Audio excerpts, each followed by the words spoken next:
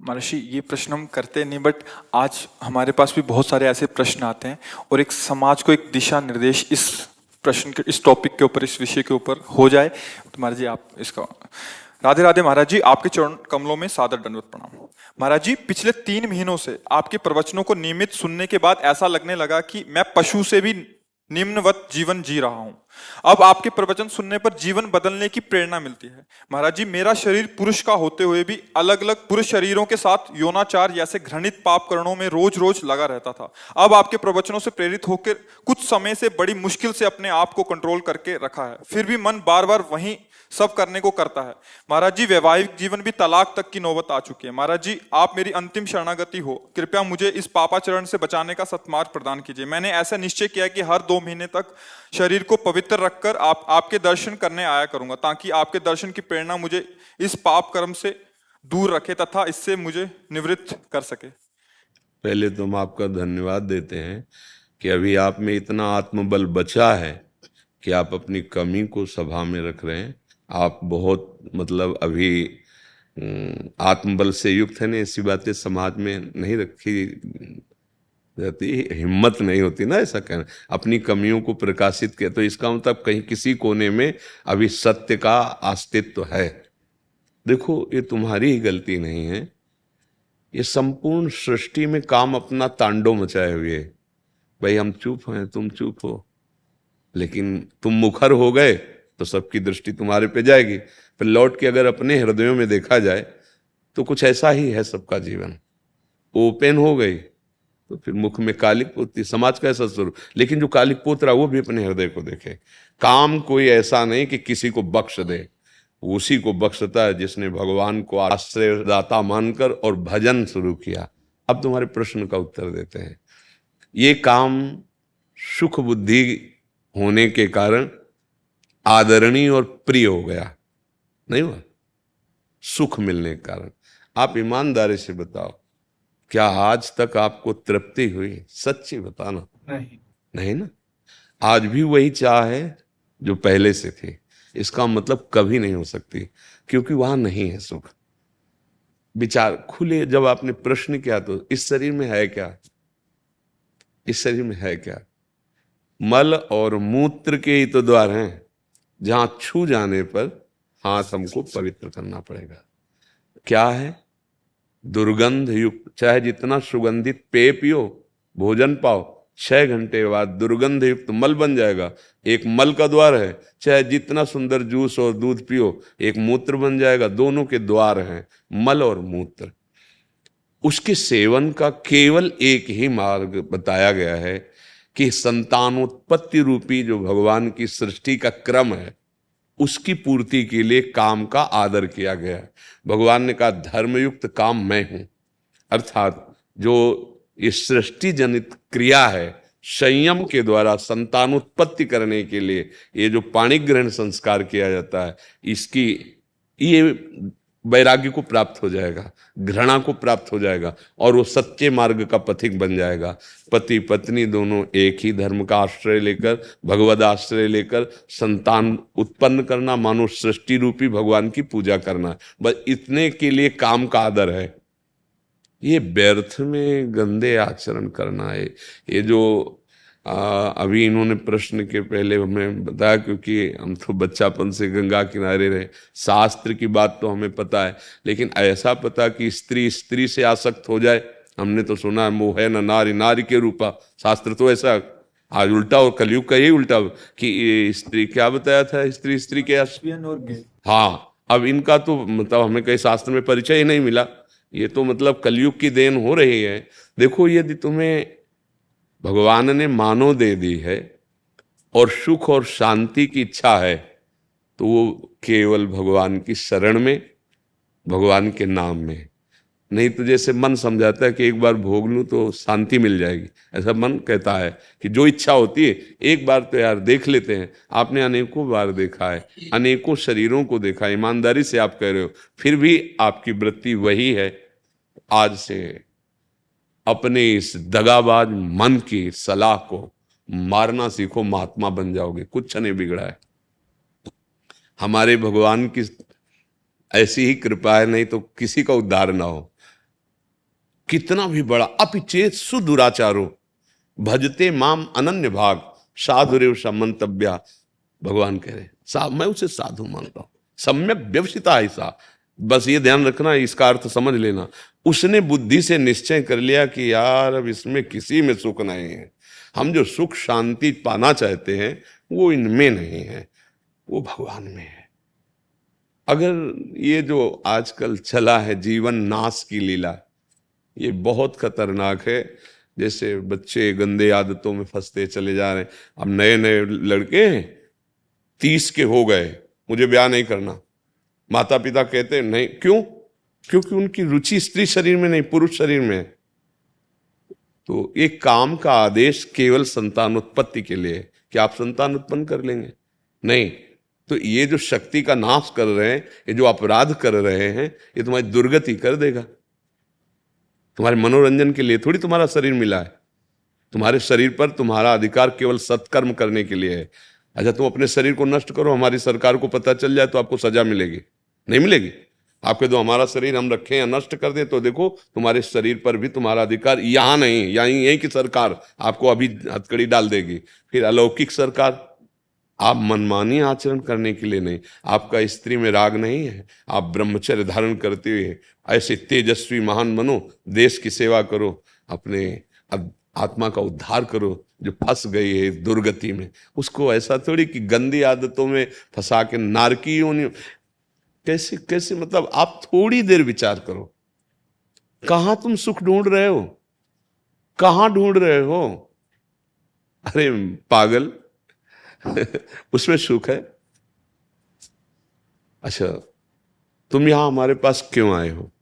कोई भी, हम क्या लगते हैं तुम्हारे? किस लिए आप यहां आए हो? हम आपसे अगर प्रश्न करें, भले आप उत्तर न दे पाए, लेकिन उसका उत्तर हम देते हैं। आप इस बात के लिए आए हो कि जो मैं कर नहीं पाया वो आप कर लिए, जो मैं नहीं कर पाया वो आप कर लिए। इसलिए हम हाथ जोड़ते हैं और आपसे जानना चाहते हैं कि मैं कैसे निकलूं, जहां नहीं फंसना चाहिए वहां फंस गया। सार बात है ये, कुछ नहीं है। पांच भौतिक शरीर जैसे हमारा तैसे आपका, जो आप भगवान के अंश हो वैसे मैं अंश हूं। पर भगवान की कृपा से बचपन से बात समझ में आएगी कि बहुत जन्म बीत गए धोखे में, ये जन्म बिल्कुल धोखे। ठाकुर कृपा से लग गई ब्रक। 13 वर्ष की अवस्था से लेकर जैसे भगवान ने चलाया आज तक वैसे। ए भाई, हमारी बात जैसे तुमने बताई ना, ऐसे हमारी बात मान लो। हाँ, सुख मिला, वो सुख मिला जो त्रिभुवन में कभी कहीं नहीं मिल सकता, केवल भगवान की शरण में होकर। आप जैसे दुख, तो देखो किडनी फेल है, माँ के गर्भ से इसकी रचना हुई थी। पॉलिसिस्ट किडनी ये रोग है जो माँ के गर्भ से वंशानुगत होता है। 35 वर्ष की अवस्था में प्रकाशित हुआ, 18 साल हो गए इसका दुख। अभी थोड़ी देर में डायलिसिस में जाएंगे। कोई दुख नहीं हमें, पाई भर दुख नहीं। तुम्हें लग रहा है मैं दुखी हूं, मैं चिंतित हूं, मैं डिप्रेशन में? नहीं, ये मिला है। हर दुख सह करके उस सच्चिदानंद के मार्ग में दौड़ते हुए, काम क्रोध लोभ मोह मद मत्सर एक एक की वृत्ति को देख करके इनसे बचाव पक्ष रखते हुए निकल जाना। हमें तो लगता है कि इनको स्त्री शरीर से प्यार नहीं, वो काहे को धोखे में किसी को डालते हैं। अरे उसके लिए तो दूसरा वर मिल जाता, आपने उसको स्वीकार किया, और उसके प्यार का विभाजन उसको बर्दाश्त नहीं होगा। आप समझो उसके हृदय को कितना दुख हो रहा है कि वो जब जान रही मेरा पति ऐसे आचरणों से उसके, अब आपको क्या अपराध नहीं लग रहा? आप सोचो कैसे पापाचरण में उतरे हो, कहां उतरे हो। अभी चांद से निकलो। महाराज जी, जैसे आपने बोला कि विवाह की इच्छा नहीं होती, वैसे हमारे पास बहुत सारे ऐसे प्रश्न आते हैं कि वो विवाह नहीं करना चाहते, बट पारिवारिक इतना दबाव होता है कि वो क्या खुल के अपनी बात रखें? नहीं, रखना चाहिए खुल के बात। किसी लड़की के साथ धोखाबाजी करोगे तो ये तुम्हारे, या कोई लड़की किसी पुरुष के साथ धोखाबाजी, तुम्हारी स्त्री शरीर में आ सकती है, तो खुल के बात करो ना, खुल के बात करो। दूसरे की जिंदगी के साथ खिलवाड़ क्यों करो? मान लो आपको वो जो, हमें तो शब्द याद नहीं, हाँ, तो आप किसी वर को आप वर्ण करें समाज और पिता आदि की दबाव के कारण, और आपको वो प्रिय है नहीं, फिर उसकी जिंदगी के साथ धोखा हुआ। या आप जो दूसरा शब्द है उस, हाँ, वो आपको लड़की प्रिय नहीं, लेकिन आप अपनी शान मर्यादा रखने के लिए, तो वो तुम्हारी मर्यादा रखने केवल चीज है क्या? वो तो पाणी ग्रहण की अपने जीवन की हर आवश्यकता आपसे पूर्ति कराना चाहेगी। अगर ऐसा नहीं तो आप उसके साथ दगा कर, और फिर आप कहाँ गिर रहे हैं? आपका मतलब, मुझे तो इतना ऐसा लगता है कि भगवान ने बड़ी कृपा कर दी। यदि तुम्हारा ब्याह में मन नहीं, तुम्हारा स्त्री में आसक्ति नहीं, तो जीवन भर इसी से डरते रहा जाता है। महात्मा बनकर भी इसी बात से डरते रहा जाता है कि कहीं हमारे कदम फिसल न जाएं, और उसको रुचि नहीं। अरे यार, महात्मा बनने में क्या दे रही है? तुम पैंट शर्ट में महात्मा रह सकते हो, ब्रह्मचारी रहो, खूब व्यायाम करो, भगवान नाम जप करो, नौकरी पेशा करो, समाज सेवा में लगा दो, जीवन कृतार्थ हो जाए। काहे को गंदे? महर्षि, बात यहीं तक रुक जाए तो ठीक है, बट जैसे आपने बोला स्त्री में रुचि नहीं है बट पुरुष में है। अरे ये, हाँ, ये माया का बहुत मलिन फंदा पड़ गया। माया को बहुत मलिन फंदा पड़ गया। कामोपभोग में जो ऐसी रति हो गई, बहुत ही हानिप्रद है, बहुत हानिप्रद है। क्योंकि हमारा जीवन केवल कामोपभोग के लिए नहीं है, हमारा जीवन काम पर विजय प्राप्त करके राम की प्राप्ति के लिए है। विश्राम, आत्मबोध प्राप्त करने के, केवल यही सुख हमारे लिए है क्या? भाई, बंदर, कुत्ता, कबूतर, पशु पक्षी सब इसी में लगे हैं। फिर कहा गया, दुर्लभो मानुषो देहो देही नाम क्षण भंगुरहा तत्रापि दुर्लभम मन्येत वैकुंठ प्रिय दर्शनम। बड़ा दुर्लभ मानव देह, इसके लिए दुर्लभ देह बहुत मतलब हानि का विषय है, बहुत पछताना पड़ेगा। अभी श्वासें हैं, काम बना लो। राधा राधा राधा, और अब लो नशानी अब ना न सही हो। कोई भी गलती सुधारी जा सकती है, अभी समय है, अभी प्राण है शरीर पे, नहीं फिर तो चांस ही नहीं है। फिर तो चांस है, जब इन कर्मों का, अगर ये नष्ट नहीं हुए कर्म, और इन कर्मों का आप गुप्त रूप की ये सब बातें मतलब है, संत महात्मा क्यों इस विषय पर जाए? पर भगवान की ऐसी लीला है कि अब ऐसे जिससे संतान उत्पन्न होती है वही वीर है ना। आप किसी भी तरह से उसका क्षय करते हैं तो संतान के हत्यारे हुए कि नहीं? सूक्ष्मता से बताओ। अगर वही यथायोग्य स्थान पर पहुंच जाता तो संतान रचना हो जाती ना। अब आप उसको कहां प्रयोग कर रहे हैं? वही संतान है ना, उसमें जीव है, वो व्यर्थ नहीं है। महापापी हो जाओगे, इसलिए बुद्धि भ्रष्ट हो जाती है और दुर्गति को प्राप्त होती है। चाहे अब ये जो शब्द आप बोल रहे हो, ये तुम्हारे सुधार के लिए बोल रहे हैं। यदि तुम्हें स्त्री शरीर प्रिय नहीं, पाणी ग्रहण करने की भावना बिल्कुल मत रखना, क्योंकि केवल पाणी ग्रहण, संतान उत्पत्ति, सृष्टि पूजा के लिए तुम ब्रह्मचर्य रहकर समाज की सेवा कर सकते हो। आप देखो ना अपने देश प्रदेश में है, रहकर कर सकते हो। आप एक तेजस्वी तपस्वी हमारे देश के वीर जवान हो सकते हो, देशभक्त हो सकते हो, भगवान के भक्त। आओ, दिव्यता की तरफ, पशुता की तरफ क्यों जा रहे हो? चाहे माता बहन हो, चाहे पुरुष हो। यदि आपको ऐसा नहीं तो आप अपने घर में रहकर ब्रह्मचर्य पूर्वक तपस्या आराधना करो। एक से एक देवियां महाभागवत हुई जिन्होंने भगवान को अधीन कर लिया है। ऐसे नर की बेमतलब चेष्टाएं, बेमतलब क्रियाएं, तो बेमतलब जीवन व्यर्थ चला जाएगा। भाई, इसमें कोई सार नहीं।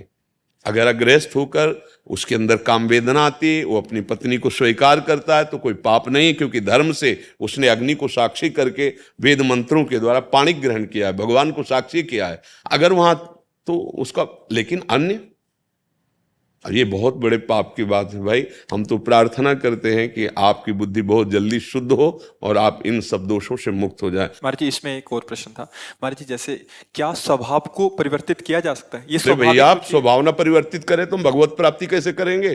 अरे भाग्य का परिवर्तन, स्वभाव का परिवर्तन, ये कोई खिलवाड़ का मार्ग थोड़ी, परमार्थ का मार्ग है। जो नर होए चराचर द्रोही, आवे सभय शरण तक मोही, तज छल कपट मोह मद माना, करो सद्य ते साधु समाना। वृंदावन में बैठ के बोल रहे हैं, केवल ये राधा राधा जपे हो, आज के बाद अपने नियम का पालन करें। पीछे वाले को आग लगा देंगे, कैसी बात करते हो? हम किसी के बल से बोलते हैं, हम कोई प्रवचन थोड़ी केवल कर रहे हैं। और जीवन का परिवर्तन ना हो जाए, दिव्यता ना। हाँ, अब सावधानी की बात कह रहा हूं। पीछे जो हमारे देह रचने के समय कर्म बनाए गए, उनमें सुख और दुख का संयोग रहता है। जैसे ये किडनी फेल, हम किसी भी दुख का तारतम्य न जोड़ें, वो पहले से निश्चित है। लेकिन जो नवीन खेती है, इसमें आग लगा सकते हैं। पुराना स्टॉक जो जमा है वो हमारे हाथ से खत्म, उसकी चाबी भगवान के हाथ में है। जो संचित कर्म कहते हैं। ये जो नवीन कर्म इस जन्म में बन गया, इसको सुधारा जा सकता है, प्रायश्चित किया जा सकता है। अभी संभाला। सबसे पहला प्रायश्चित अबलो नसानी अबना नसनी हो, वो तुम का हाथ उठा के बोले हो। दूसरा प्रायश्चित भगवान का नाम निरंतर रटना। तीसरा, जब हम भगवान के आश्रित हैं तो वो अहम त्वाम सर्व पापेभ्यो मोक्षयिष्यामि मा शुचा, मुनि के बल से कहते हैं। भगवान कह रहे ना, मेरी शरण में आ जाओ, अहम त्वाम सर्व। गलती बच्चों से ही होती है। हमारी दृष्टि में, हमारे भगवान की दृष्टि में आप बच्चे ही हो। जब शुद्ध ज्ञान नहीं है तो चाहे 80 साल के हो, बच्चे ही तो हो। ये कौन खेल खेलता है? बच्चे ही तो खेलते हैं। बच्चे अज्ञानी हो, अभी अज्ञानी, अब जग रहे हो, हम तुम्हारा सहयोग करते हैं। यहां आशीर्वाद मांगने की जरूरत नहीं। सतमार्ग में तुम चलो, जान की ताकत लगा देंगे। जो हमारे जीवन में जितना है, हम इसीलिए बैठे हैं, इसीलिए बोलते हैं। हमारा उद्देश्य केवल है कि हमारे देश, हमारी समाज समझे अध्यात्म किसे कहते हैं और आशीर्वाद किसे कहते हैं। ऐसे नहीं जा आशीर्वाद, नहीं जाओ, तुम्हें डांट के भगा देंगे, फिर इसके बाद परिणाम देखना कि तुम्हारे जीवन का परिवर्तन होता है कि नहीं। तो कटु व्यवहार, कड़ुआ शब्द अगर तो समझ लेना कि हमारे समन किया जा रहा है पापों का। अगर हमें ड्रामा करना हो तो मीठे मीठे बातें बोल के तुम्हें निपटा सकते हैं, लेकिन हम फिर समय क्यों दें तुम्हें? सबसे बड़ी कीमत समय की होती है। यही समय हम एकांत में बैठकर अपने लाडली लाल के चिंतन, लेकिन हम आपको समय देते हैं कि आपकी बिगड़ी सुधर जाए। हमारी बात मान लो, परम कल्याण का मार्ग है। न जंतुर बनाने की जरूरत है, ना किसी का हाथ रखवाने की जरूरत है। बात मान लो, भगवान तुम्हारे साथ है, और क्षमा इसलिए कर दें कि हमारे बाप हैं वो, हम उनके अंश हैं। ये नहीं डरना कि अब हमारा क्या होगा। अगर हरि शरण में आ गए तो देखो, आप चरित्र पढ़ के देखो कि बड़े गंदे गंदे आचरण करने वाले महात्मा बन गए। चरित्र, हमारे भगवान ऐसे करुणामय न होना तो हम लोगों की बस नहीं है। कहाँ वो अव्यक्त अखिल ब्रह्मांडों के स्वामी, और कहाँ हम एक शरीर पे आसक्त जीव। भला उनको कैसे? पर उनकी कृपा से। तो वही कृपा आप पर भी है, क्योंकि आप भी उनके बच्चे। बस नियम से चलना। और नाम जब शुरू किया कि नहीं? महाराज जी, जैसा गाड़ी चलाते हैं, नहाते समय, जब वृक्षों में पानी डालते समय नाम जप करता हूँ, और जैसे आपका प्रवचन सुनता हूँ रात में, उसके बाद राधा नाम का जो कीर्तन है वो सुनता हूँ। बस धीरे धीरे काम बनता जाएगा। अच्छा, कोई नशा और ये सब? आज तक जीवन में ना शराब पी, ना अंडा खाया, ना मांस, ना मटन, ना जुआ। हाँ, कोई न कोई दोष नहीं, कोई बात नहीं, इसमें दुखी हो। कोई न कोई दोष गिराता है। किसी को कोई दोष होता है, किसी निर्दोष तो है नहीं कोई। निर्दोष तो ब्रह्म है, या जो ब्रह्म आराधन में है। नहीं भाई, बहुत तुम्हारा आदर हम करते हैं, इसलिए पहले धन्यवाद दिया। आप अपने जीवन को सुधारिए। और आज सुनो, प्रसन्न होके देखिए, आज से आप बल देखिएगा, सहयोग कैसा मिलता है ये खुद देखिएगा आज से। ये जब जबान से नहीं, अंदर से। अगर तुम ऐसे किए हो ना और रो दिए हो ना, तो तुम देखना कि अगर तुम सोचोगे भी तो उसी सोच में बैठे दिखाई देगी। तुम्हें भय लगेगा सोचने में, करने की तो बात जाने दो। बस जैसे कहें वैसे चलो। प्रभु, महाराज जी, 2 महीने में मैं आपके दर्शन करूंगा पवित्र रहकर, ताकि मैं नहीं, वो तुम्हारी रुचि की बात है। मेरे मन में ये भावना रहेगी कि मैं पवित्र रहूंगा तभी महाराज जी के दर्शन कर पाऊँ। नहीं, ना पवित्र अगर देखो, उसमें तो जाना नहीं। और हाँ, और अगर इधर उधर कहीं मान लो घर में, तो उसको मत सोचना कि अपवित्र हो गए। क्योंकि अगर कहे कि हम बीमारी ठीक करके डॉक्टर के पास जाएंगे तो थोड़ी गलती है। हम जैसे भी हैं, पिछले बुरे कर्मों का प्रायश्चित कुछ कर। तुम नाम जप करो और गंदे आचरण मत करना। वकील जोरदार हो, मुकदमा जीत जाते हैं। तो चिंता मत करो। हाँ, चिंता मत करो। और सबसे प्रार्थना है, देखो ये भाई महात्मा का अंश कहीं हृदय में है, सत्यता है, तभी बोल पाए हैं। और हम जानते हैं, जैसे लोग ले गए थे, हम अमुक हमने बचपन से मन को पढ़ा, ये बेईमान किसी का दोस्त नहीं है, एक क्षण में गिरा सकता है। तो सबसे गलतियां होती हैं। भगवान का आश्रय लेकर हम अपनी गलतियों को हटाकर कि सद्गुण प्राप्त करने के लिए मानव देह प्राप्त किए है। हम अच्छे आचरण करें, हम भगवान को प्राप्त हों, हमारा मन आनंदित हो जाए। अब हमारा जन्म सुअर कुत्ते की तरह ना हो। ये मनुष्य जन्म है यार, मनुष्य जन्म है। इसको ऐसे गंदी बातों में मत काटो।